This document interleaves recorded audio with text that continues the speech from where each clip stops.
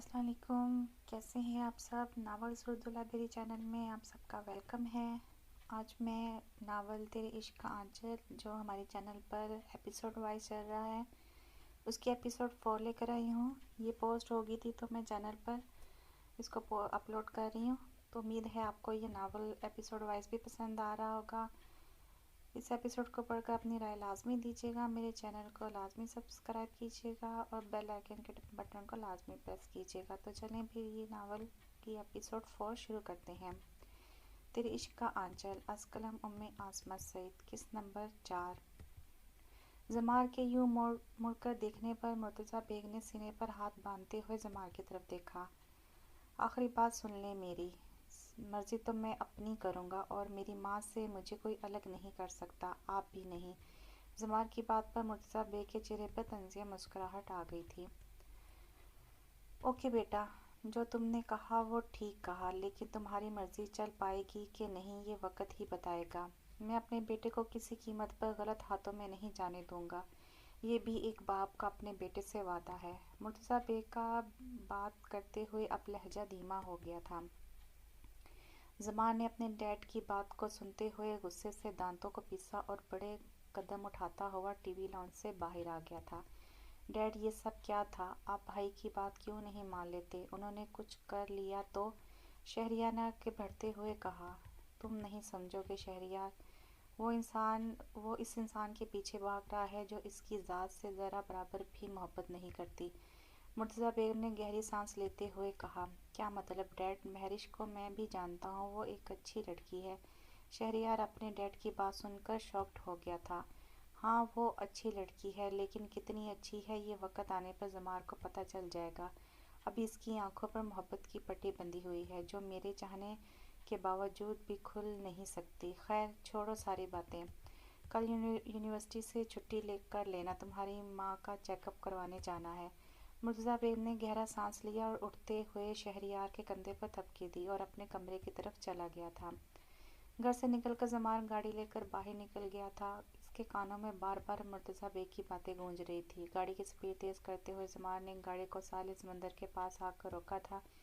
सर्दियों की आमद थी और कराची के साहिल समंदर पर रात के 10 बजे चलने वाली हवाएं सर्द हो रही थीं। शर्ट की आस्तीनों को कोनियों तक फोल्ड किए, अगले शर्ट के 2 बटन खोले, पॉकेट में हाथ डाले जमार सारे समंदर की ठंडी रेत पर चलते हुए खुद को सुकून दे रहा था। इसे अपना गुजरा हुआ माजी याद आ रहा था। जब वो कॉलेज में था, इससे खबर मिली थी कि इसकी माँ को गोली लगी है। ये सुनते ही वो पागलों की तरह अस्पताल की तरफ गया था। वहाँ जाकर पता चला कि शनाज बेगम कोमे में चली गई थी। गोली सर के पिछले हिस्से को छूकर गुजरी थी, जिसका असर दिमाग के नर्वस सिस्टम पर पड़ा था और गोली लगने की वजह से मुर्तज़ा बेग शनाज के साथ ही था। गोली लगने के वक्त मुर्तज़ा बेग शनाज के साथ ही था। जमार को इतनी मोहलत नहीं मिली थी कि वो अपनी माँ से कुछ बातें कर सके, वो माँ जिसमें इसकी जान बसती थी। वहाँ क्या हुआ था, शनाज को गोली कैसे लगी थी, आज तक मुर्तज़ा बेग ने ये बात अपने दोनों बेटों को नहीं बताई थी। जमार के लाख पूछने पर जब मुर्तज़ा बेग ने कुछ नहीं बताया तो जमार ने अपनी माँ की हालत का जिम्मेदार अपने डैड को बना दिया था। वो दिन जमार की ज़िंदगी का सबसे बुरा दिन था। इसे सोचते ही जमार का खून खौलने लग जाता था। आज भी मुर्तज़ा बेग की बात सुनकर जमार खुद पर काबू नहीं रख पाया था और इस सूरत हाल के बाद जमार को एक चुप लग गई थी। जब इसने यूनिवर्सिटी ज्वाइन की तब इसकी मुलाकात महरिश से हुई थी और फिर जमार को वो कंधा मिल गया था जिस पर वो सर रखकर अपने ज़ख्मों को सुकून दे सके। माजी को सोचते हुए जमार ने 1 मिनट में फैसला कर लिया था कि इसे आगे क्या करना था। चाय। अजला ने चाय का कप अंजा की तरफ करते हुए कहा, जो छत पर खड़े पूरे चांद को बड़े गौर से देख रही थी। अजलान की आवाज़ सुनकर अंजा ने चूक कर देखा और एक हल्की सी मुस्कुराहट दी। तुम कब आए? अंजा ने चाय का कप पकड़ते हुए कहा। तुमने याद किया तो मैं आ गया, अजलान ने चाय का घूंट लेते हुए कहा। लेकिन मैंने तो तुम्हें याद नहीं किया, अंजा ने हैरत से कहा। मतलब? मुंह पर ही इंसल्ट, कमाल करती हो अंजा तुम भी, बंदा किसी का दिल ही रख लेता है। अजलान ने चाय का कप छत की छोटी दीवार पर रखते हुए कहा। जो अल्फाज किसी के दिल में खुशफहमी पैदा कर दें वो कभी भी नहीं कहने चाहिए। अंजा की बात पर अजलान हंस पड़ा था। तुम्हारा लेक्चरर बनने का फ़ैसला ठीक था, अच्छा समझा लेती हो, लेकिन अब तुम कैसे लेक्चरर बनोगी, अब तो तुम्हारी शादी होने वाली है। अजलान की बात सुनकर अंजा ने आंखें सुकेड़ते हुए इसकी तरफ देखा। मुझे सब पता है, इसलिए तो तुम्हारे पास आया था कि तुमसे खुद पूछ लूं कि तुम्हारी रजामंदी है भी कि नहीं। अगर राज़ी नहीं हो तो मुझे बताओ, मैं तुम्हारे लिए लड़ सकता हूँ।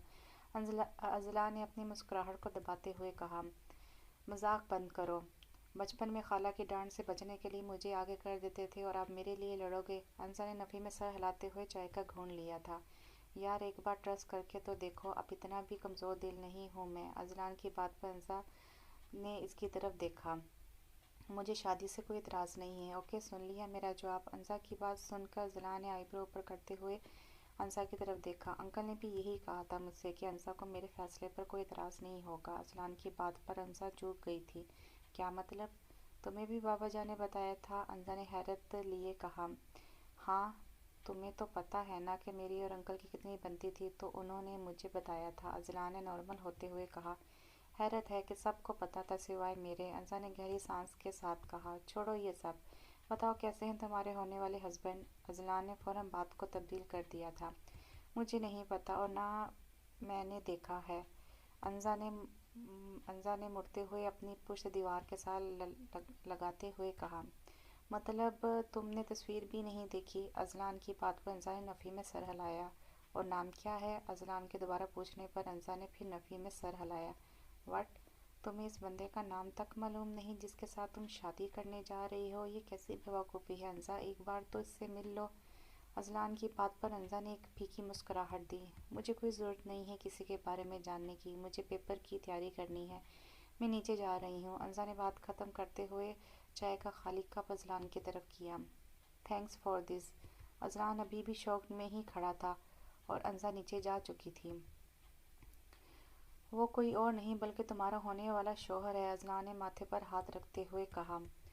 ज़मान ने रात को ही ये फैसला कर लिया था कि वो सुबह महरिश से बात करेगा और दूसरी तरफ महरिश भी इस इंतज़ार में थी कि ज़मान कब भाई से बताएगा कि इसने अपने डैड से बात कर ली है। दोनों तरफ बेचैनी थी और दोनों के लिए रात गुजारना मुश्किल हो रहा था और रात इसी बेचैनी की वजह से लंबी होती जा रही थी। सुबह होते ही ज़मान ने महरिश को बताया था कि वह लंच के लिए बाहर जाएंगे, इसने ज़रूरी बात करनी है। महरिश ने भी कोई बात किए बगैर हामी भर ली थी, वो भी जमार से पूछना चाह रही थी। दोपहर का 1 बज रहा था। जमार मीटिंग में बिजी था। महरिश बार बार अपने हाथ में बंदी घड़ी को देख रही थी। वक्त गुजरने के साथ साथ इसके दिल की धड़कन भी बढ़ रही थी। जमार के ऑफिस में महरिश चक्कर पे चक्कर लगा रही थी जब कमरे का दरवाज़ा खोला और जमार अंदर दाखिल हुआ। ओ शुक्र है तुम्हारी मीटिंग ख़त्म हो गई, महरिश ने गहरा सांस लेते हुए कहा। मुझे मिस कर रही थी क्या? ज़मान ने चेहरे पर मुस्कुराहट लाते हुए अपनी कुर्सी की तरफ जाते हुए महरिश के गाल को नरमी से छूते हुए कहा। इसमें पूछने वाली क्या बात है? तो फिर चलें लंच के लिए। महरिश ने जल्दी से ज़मान की टेबल की तरफ आई। नहीं, हम लंच के लिए नहीं जा रहे। ज़मान ने अपना कोट उतार कर कुर्सी की बैग पर रखते हुए महरिश की तरफ आया था।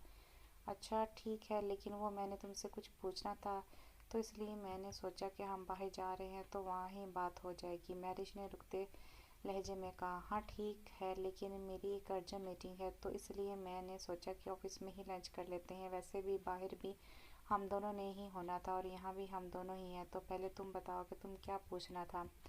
ज़ुबान ने महरिश का हाथ पकड़ते हुए उसे कुर्सी पर बैठाते हुए कहा।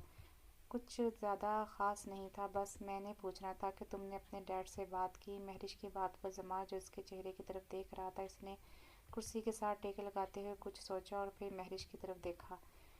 वो इसकी आंखों में देखते हुए इसके जवाब की मुंतज़िर थी, इस जवाब की जिसने इसे साहिरा सोने नहीं दिया था। तुम्हें पता है महरिश, तुम्हारी इस बात का जवाब क्या है मेरे पास? इसने गहरा सांस लेते हुए इसके चेहरे पर पड़ते बालों को सुलझाते हुए कहा। मैं सुन रही हूँ। सांसों की रफ्तार को बढ़ने से रोकते हुए महरिश ने मुख्तसर सा कहा। इंसान की पसंद ही इसकी ज़िंदगी बनाती है और हम एक ऐसा रास्ता चुनते हैं और वही रास्ता हमारी किस्मत बनाता है और कोई नहीं जानता कि वो रास्ता आगे जाकर ठीक होगा कि नहीं। और हमारा रिश्ता 5 साल से है और हमने कब ये सोचा था कि आगे जाकर हम एक दूसरे की ज़िंदगी में इस कदर शामिल हो जाएंगे कि जुदाई मुमकिन ही नहीं होगी। और आगे क्या होगा वो मैं जानता हूँ, क्योंकि तुम्हारा साथ ही मेरे लिए सब कुछ है। लेकिन मैं बस ये जानता हूँ جو پل تمہارے ساتھ گزار رہا ہوں یہ میری زندگی کے سب سے اہم پل ہیں، اور ان کے لیے میں کچھ بھی کر سکتا ہوں۔ اور جہاں تک سوال پیدا ہوتا ہے کہ میں تمہارا ساتھ چھوڑ دوں گا تو یہ ناممکن ہے، میرے جیتے جی تو بالکل بھی نہیں۔ تمہیں دیکھتے ہی تو مجھے یہ احساس ہوتا ہے کہ میں نے صحیح راستہ چنا ہے۔ تو اپنے دماغ سے یہ سب جو سوچے نکال دو۔ مجھے پتہ ہے کہ تمہیں کون سی بات پریشان کر رہی ہے کہ میں کہیں تمہیں چھوڑ نہ دوں، تو میں کہیں نہیں جا رہا تمہیں چھوڑ کر، اوکے؟ اس نے کہتے ہوئے مہرش کا ہاتھ نرمی سے اپنے ہاتھ میں تھاما تھا، جس پر مہرش کے چہرے پر مسکراہٹ پھیل گئی تھی۔ لیکن اب جو میں تمہیں کہنے جا رہا ہوں، میں امید کرتا ہوں تم اس بات کو سمجھو گی، اور جہاں تم نے میرا اتنا ساتھ دیا ہے اب بھی میرا ساتھ دو گے۔ زمار کی بات سن کر مہرش نے حیرت سے زمار کی طرف دیکھا۔ آج سے پہلے کبھی اس نے ایسی بات نہیں کہی تھی۔ تم جانتے ہو زمار، میں ہر حال میں تمہارے ساتھ ہوں، تو بتاؤ کیا کہنا ہے تم نے؟ مہرش نے زمار کی طرف دیکھا، جس کا چہرہ اب کسی سوچ میں گم تھا۔ تمہیں مجھ سے نکاح کرنا ہوگا، میری فیملی کی موجودگی کے بغیر، زمار نے کہتے ہوئے مہرش کی طرف دیکھا۔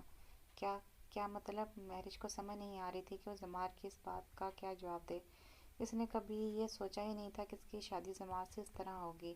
مطلب یہ ہے کہ ہم کورٹ میرج کریں گے اور پھر اس کے بعد میں تمہیں اپنے گھر لے جاؤں گا۔ زمار کی بات پر مہرش نے فوراً اپنا ہاتھ زمار کے ہاتھ سے کھینچ لیا تھا۔ اس کا مطلب تمہارے ڈیڈ نہیں مانے؟ مہرش نے دھیمی آواز میں کہا۔ ہاں، تم ٹھیک سمجھی ہو، وہ نہیں مانے، وہ میری شادی کہیں اور کرنا چاہتے ہیں، اور تمہیں تو پتہ ہے کہ وہ جب کوئی فیصلہ کر لیں تو اپنی بات سے پیچھے نہیں ہٹتے۔ لیکن یہ بات بھی سچ ہے کہ میں تمہیں کھونا نہیں چاہتا، میں تم سے بے انتہا محبت کرتا ہوں، پلیز ٹرائی یو انڈرسٹینڈ۔ تمہیں مجھ پر بھروسہ کرنا ہوگا، میں ہمیشہ تمہارے ساتھ کھڑا رہوں گا، ہر حال میں تمہیں اپنے اس فیصلے پر کبھی پچھتاوا نہیں ہوگا۔ زمار نے اپنی بات مکمل کرتے ہوئے مہرش کی طرف دیکھا، وہ اس کے جواب کا منتظر تھا۔ پلیز زمار، ایسی باتیں کر کے مجھے شرمندہ مت کرو، میں جانتی ہوں کہ تم مجھ سے کتنی محبت کرتے ہو اور مجھے کبھی بھی کسی بھی مشکل حالات میں اکیلے نہیں چھوڑ سکتے، لیکن اتنا بڑا فیصلہ ایک لڑکی کے لیے لینا بہت مشکل ہوتا ہے۔ میں تمہارے ساتھ قدم ملا کر چلنے کو تیار ہوں، لیکن مجھے موم ڈیڈ سے بات کرنی ہوگی، تب ہی میں تمہیں کچھ بتا سکوں گی۔ مہرش نے بات مکمل کی اور کرسی سے اٹھ گئی تھی۔ ٹھیک ہے، تم بات کر لینا، مجھے امید ہے کہ انکل اور آنٹی مان جائیں گے، لیکن تم ابھی کہاں جا رہی ہو؟ مہرش کے یوں اٹھنے پر زمار کے چہرے پر پریشانی آ گئی تھی۔ میں گھر جا رہی ہوں، کل بات ہوتی ہے۔ مہرش زمار کی بات کا یقین نہیں کر پا رہی تھی کہ وہ اس طرح کہے گا کورٹ میرج کا۔ یہ بات سن کر مہرش نے خود کو بڑی مشکل سے سنبھالا تھا۔ میں تمہیں چھوڑ آتا ہوں، زمار نے مہرش کی حالت دیکھتے ہوئے کہا۔ ٹھیک ہے، میں اپنا پرس لے آتی ہوں۔ مہرش یہ کہتے ہوئے زمار کے کمرے سے باہر آ گئی تھی۔ باہر آتے ہی اس نے سانس اندر کی طرف کھینچتے ہوئے گردن موڑ کر اندر کی طرف دیکھا تھا، جہاں زمار کرسی پر ٹانگوں پر بازو جمائے سر جھکائے بیٹھا تھا۔ تو کیسی لگی آپ کو یہ ایپیسوڈ 4؟ یہ جیسے جیسے ناول آتا جا رہا ہے میں یہاں پر پوسٹ کرتی جا رہی ہوں، تو امید ہے کہ آپ کو یہ ناول بھی پسند آ رہا ہوگا۔ تو اپنی قیمتی رائے لازمی دیجیے گا، اور نیکسٹ ناول کے لیے میں انشاءاللہ بہت جلد حاضر ہوں گی۔ تب تک کے لیے اللہ حافظ۔